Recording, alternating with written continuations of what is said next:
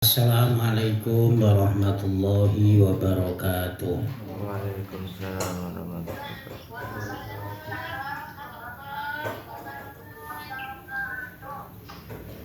Bismillahirrahmanirrahim. Alhamdulillahirabbil alamin wassalatu wassalamu ala asyrofil anbiya wal mursalin wa ala alihi wa ashabihi ajmain. Qul ja'al haqq wa zahaqal batil innal batila kana zahuqa. Qala mu'allif rahimallah. At-tatawwu bis-shawami.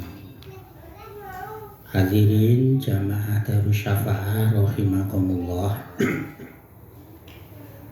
Kalau di depan sudah kita sampaikan beberapa rukun, syarat, asror dari segala rangkaian ibadah puasa. Sekarang ini yang terakhir dari bab puasa, yaitu menerangkan beberapa puasa sunnah, puasa yang disunahkan. Nah, ini apa saja? I'lam an-nastihbabas shawi yata'akadu fil ayami al-fadilati. Puasa itu disunahkan menjadi sunnah muakkad atau sangat dianjurkan. Ini ada kaitannya beberapa hari-hari yang mempunyai keutamaan. Tentu keutamaan sesuai dengan hadis atau yang disampaikan oleh Rasulullah Sallallahu Alaihi Wasallam. Jadi misalkan Rasulullah itu melakukan puasa hari Senin Kamis, ya maka puasa Senin hari Kamis itu sangat disunahkan, sangat dianjurkan. Misalkan Rasulullah dawuh puasa Ayyamul Bid tanggal 13, 14, 15 tiap bulan, ya maka puasa di Ayyamul Bid itu hukumnya sangat dianjurkan atau sangat disunahkan, dan seterusnya dan seterusnya. Di puasa itu sangat disunahkan berdasarkan hari-hari yang punya keutamaan tentu yang dilakukan atau yang didawahkan oleh Rasulullah. Lalu wa fadhailul ayami ba'duha yujadu fi kulli sanatin wa ba'duha yujadu fi kulli syahrin wa ba'duha yujadu fi kullu usbu'in. Nah, hari-hari yang mempunyai keutamaan untuk melakukan kesunatan puasa ini sebagian ada yang kaitannya tiap tahun, ada kaitannya lagi setiap bulan, dan ada lagi yang kaitannya setiap minggu atau usbu. Jadi kalau kaitannya dengan tahun, kaitannya dengan bulan, kaitannya dengan hari, tentu semuanya itu berdasarkan hadis atau puasa-puasa yang dilakukan oleh Rasulullah Sallallahu Alaihi Wasallam. Amma sanatu fabada ayyami Ramadan fa yaumu Arafata wa yaumu Asyura wal usrul awalu min Dzulhijjah Wa kana sallallahu alaihi wasallam yukthiru sauma sya'bana. Nah, kalau kaitannya puasa disunahkan itu tahunan, dalam arti setiap tahun itu pasti ada, maka yang dilakukan oleh Rasulullah yaitu setelah bulan suci Ramadan, yaitu puasa hari Arafah. Hari Arafah yaitu tanggal 9 Dzulhijjah, di mana kalau penanggalannya itu sama, berarti ketika para hujjaj atau orang yang melakukan rangkaian ibadah haji, yaitu mereka melakukan wukuf di Arafah. Nah, ini bagi umat Islam seluruh dunia, ketika tidak melakukan ibadah haji sangat disunahkan melakukan puasa hari Arafah. Tapi bagi yang melakukan ibadah haji itu tidak disunahkan melakukan puasa hari Arafah, karena keutamaan melakukan wukuf di Arafah itu lebih besar, lebih penting dibandingkan melakukan puasa sunnah hari Arafah. Jadi ya kalau apa itu namanya, ini kan Arafah kan hanya ada 1 tahun sekali. Ini yang hubungannya dengan tahunan istilahnya. Begitu juga Yaumu Asyura. Yaumu Asyura puasa yaitu tanggal 10 bulan Muharram kemarin, hari Kamis. Karena pada Yaumu Asyura ini banyak kejadian-kejadian. Di antaranya langit dan bumi diciptakan oleh Allah pada tanggal 10 Muharram. Nabi Adam diciptakan oleh Allah pada tanggal 10 Muharram. Nabi Adam bertemu Siti Hawa ketika dipisah beberapa tahun, ditemukan di Jabal Rahmah juga tanggal 10 Muharram. Nabi Nuh mengalami bencana banjir, kemudian banjir itu reda atau surut, itu juga bertepatan tanggal 10 Muharram. Nabi Musa diselamatkan oleh Allah dari kejaran Raja Fir'aun dan pasukannya, itu juga tanggal 10 Muharram. Lalu Nabi Yunus ditelan oleh ikan Hud di tengah-tengah lautan, dilepaskan atau istilah Jawanya itu dilepehni, dimuntahkan keluar dari perut ikan paus, itu juga tanggal 10 Muharram. Nah, karena rangkaian hari tanggal 10 itu banyak kejadian-kejadian, maka sebagai rasa syukur, maka tanggal 10 Muharram disunahkan sunnah puasa tanggal 10. Mau digandeng dengan tanggal 9 juga nggak apa-apa. Begitu juga puasa tahunan ini disunahkan mulai tanggal 1 sampai 10 min Dzulhijjah. Sedangkan Rasulullah Shallallahu Alaihi Wasallam ini tiap tahun kalau memasuki bulan Sya'ban itu banyak melakukan ibadah puasa. Ketika bulan Sya'ban, Rasulullah melakukan ibadah puasa itu tidak ditandai. Apakah itu tanggal 1, apakah itu hari Senin Kemis, apakah itu tanggal 13, 14, 15, atau tanggal-tanggal yang lain. Tapi yang penting ketika memasuki bulan Sya'ban, kalau orang Jawa itu bulan Ruah, maka Rasulullah itu banyak sekali melakukan ibadah puasa. Di dalam hadis disebutkan, wa fil khabari afdhalus siyami ba'da syahri ramadhana syahrullahi al-muharram.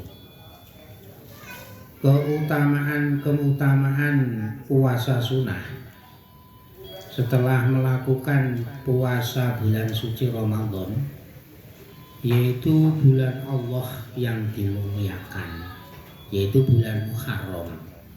Muharram itu kalau orang Jawa ya bulan Suro. Mengapa demikian? Li'annahu ibtida'us sanati. Karena bulan Muharram ini adalah awal daripada tahun Qamariyah atau tahun Hijriah. Jadi mulai Muharram, kalau tahun Masihiyah atau tahun bulan-bulan yang umum itu kan dimulai dari Januari, Februari, Maret, dan seterusnya sampai Desember.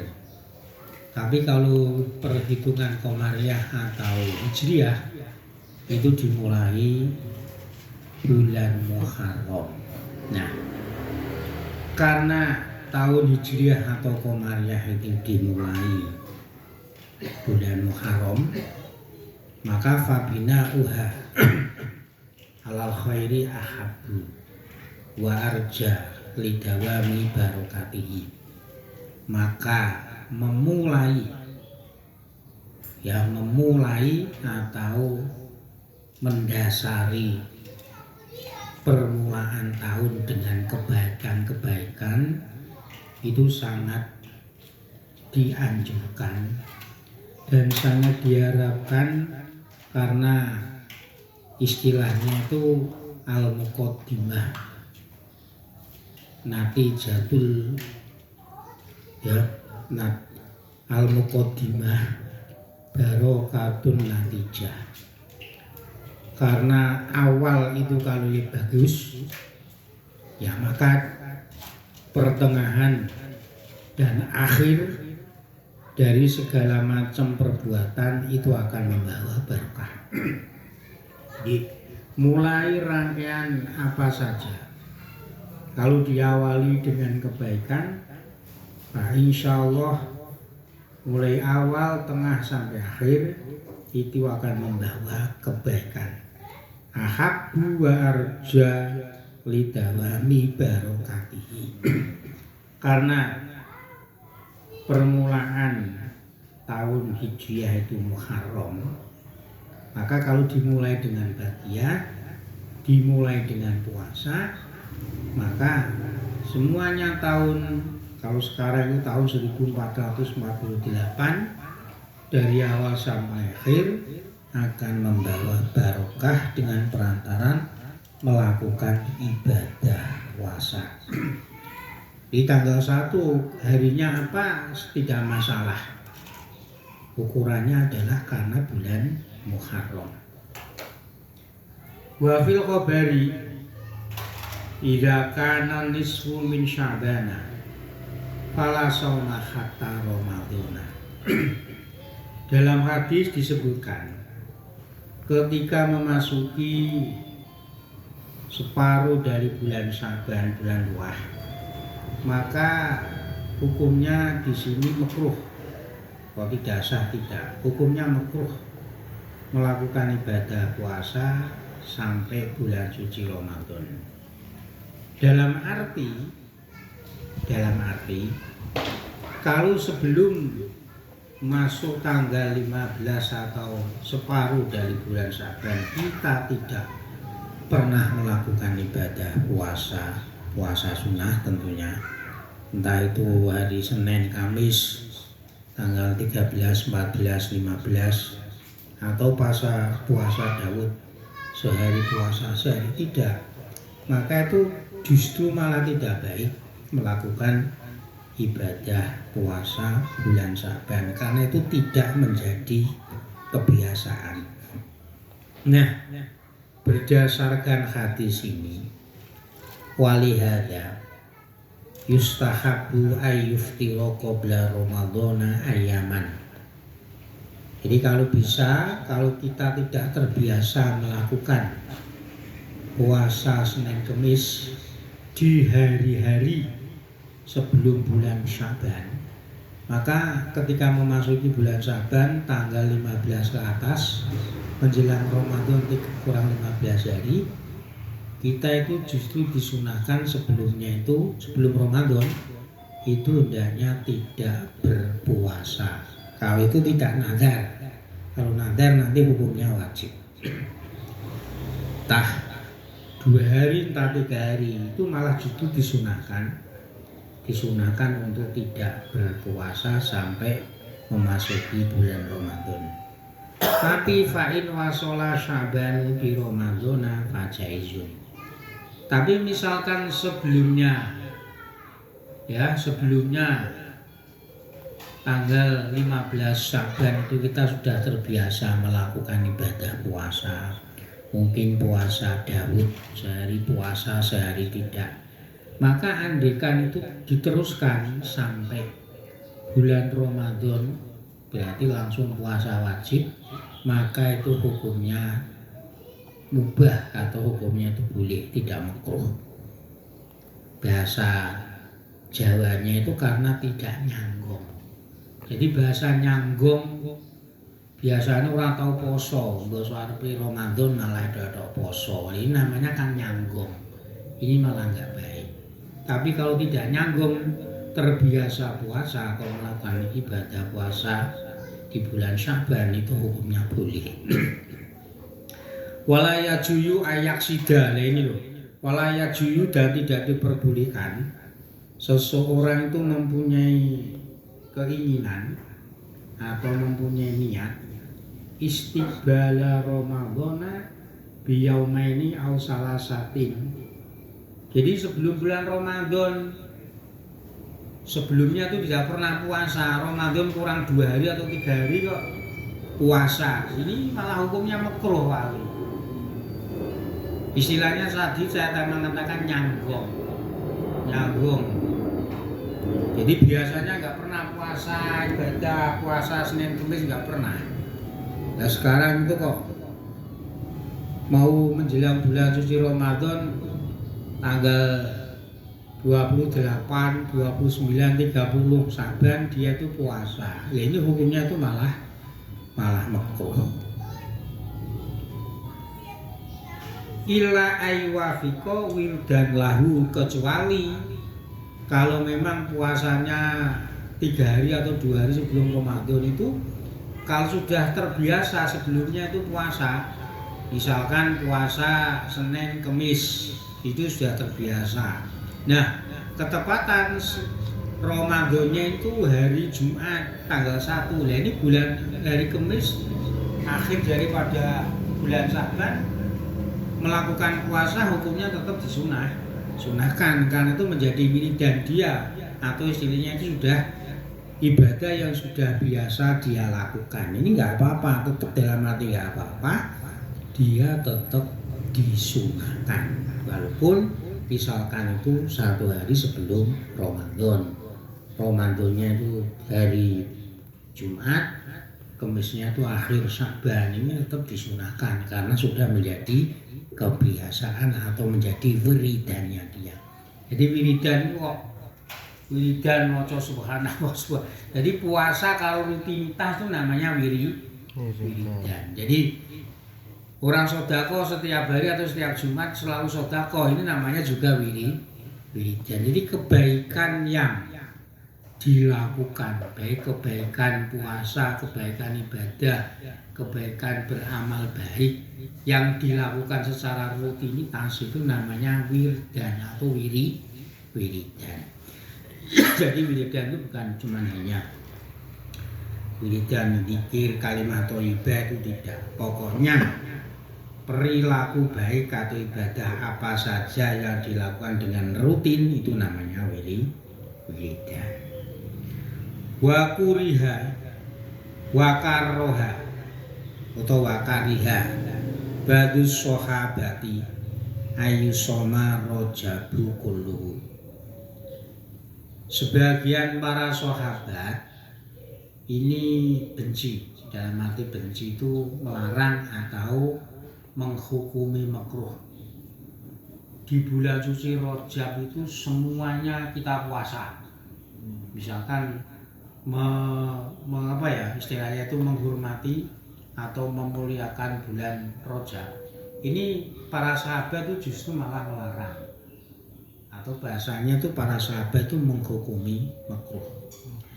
Hatta la yudhoya bisyahri Ramadan, agar supaya apa? Agar supaya bulan Rajab itu tidak menyerupai bulan suci Ramadan. Kalau Ramadan kan dilakukan ibadah wajib itu sebulan penuh. Lah Rajab itu tidak boleh.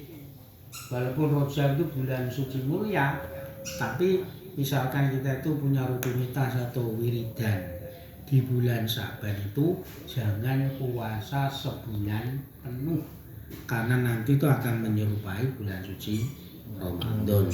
Jadi kalau para sahabat itu justru malah menghukumi makruh atau tidak memperbolehkan.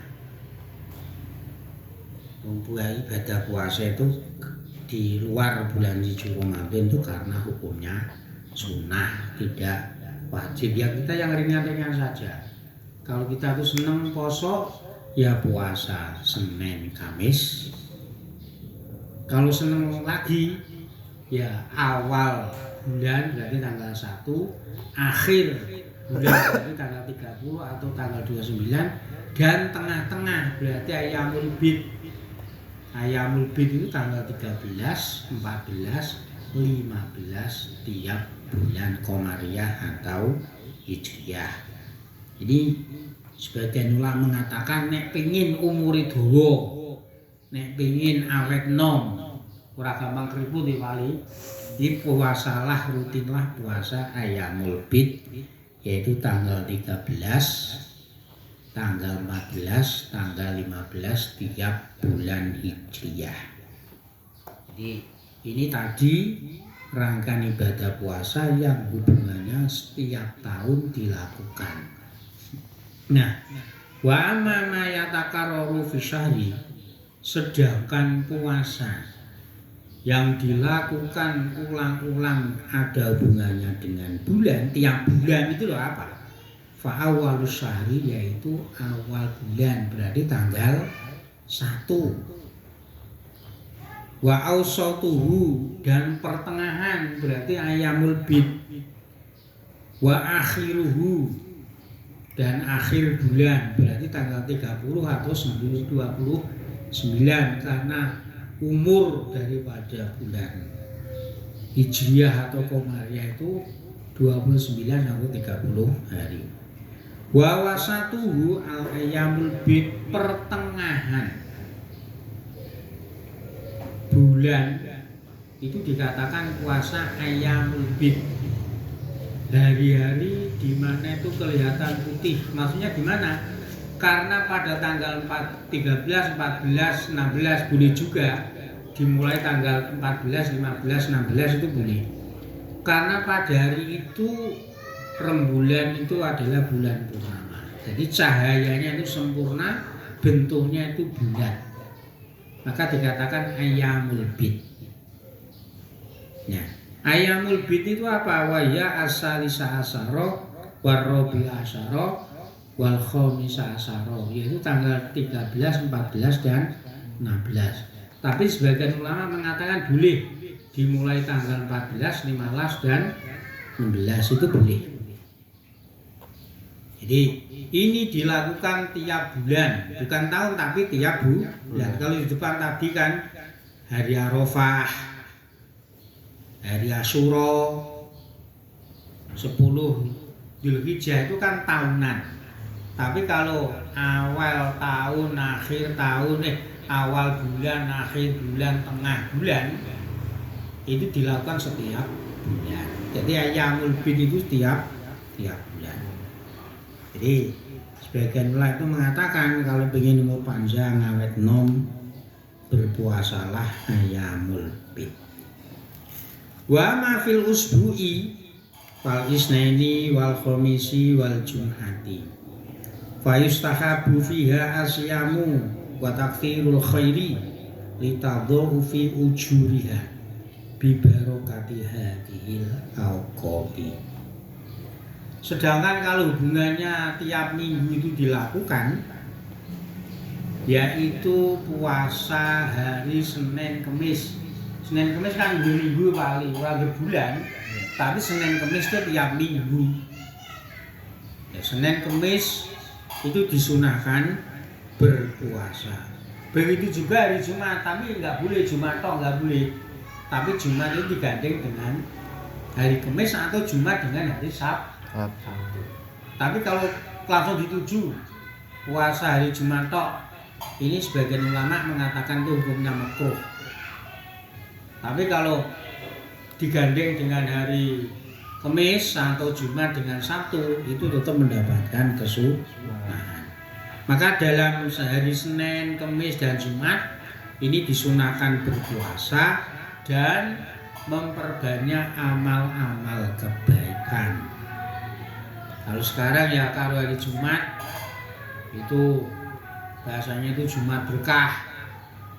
Kalau hari Kamis, Senin itu kita puasa ibadah sendiri.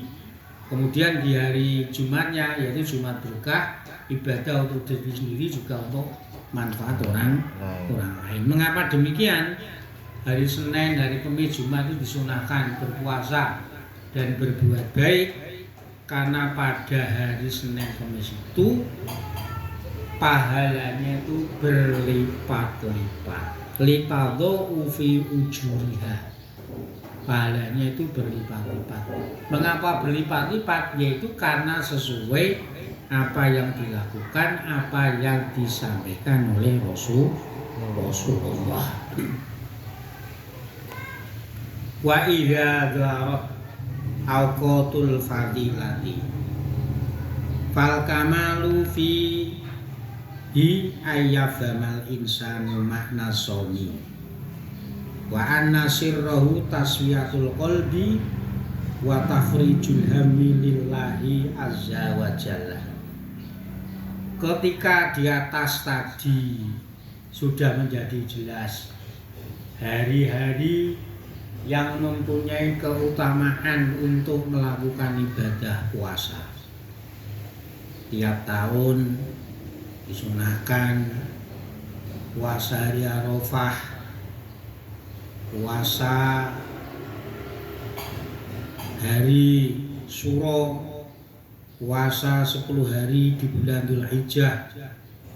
Lalu kalau tiap bulan tanggal 1, tanggal 30, tanggal setengah, kalau Minggu, Senin dan Kamis serta Jumat kita mengetahui fadilah-fadilah seperti itu, maka kesempurnaan kita, kesempurnaan bagi kita yang kita lakukan itu apa? Kita memahami makna atau hikmah daripada ibadah puasa itu sendiri. Makna dan rahasia ibadah puasa, baik itu puasa wajib atau puasa sunnah, bahwasanya puasa itu ibadah yang untuk tasfiyatul qalbi, yaitu membersihkan hati. Membersihkan hati wa tafrijul hammi lillahi azza wa jalla. Dan puasa itu ibadah dimana kalau kita itu mempunyai problematika sehingga itu kita itu susah memikirkan, kita itu resah, maka dengan kita melakukan ibadah puasa baik itu Senin, Kamis dan seterusnya yang kita sebutkan tadi, maka kesusahan itu akan dihilangkan oleh Allah Subhanahu wa ta'ala. Jadi hikmah siri atau makna daripada ibadah puasa itu yang terpenting adalah tasfiyatul qalbi, hati itu menjadi jernih. Apalagi ketika kita berbuka, ketika kita itu sahur, makanan yang kita konsumsi ini makanan yang bahasa sekarang itu vegetarian, tidak mengandung daging-daging, tidak mengandung telur dan seterusnya. Ini akan lebih menjadikan tasfiyatul qalbi, hati kita itu menjadi jernih, hati kita itu tidak mudah susah, tidak mudah resah.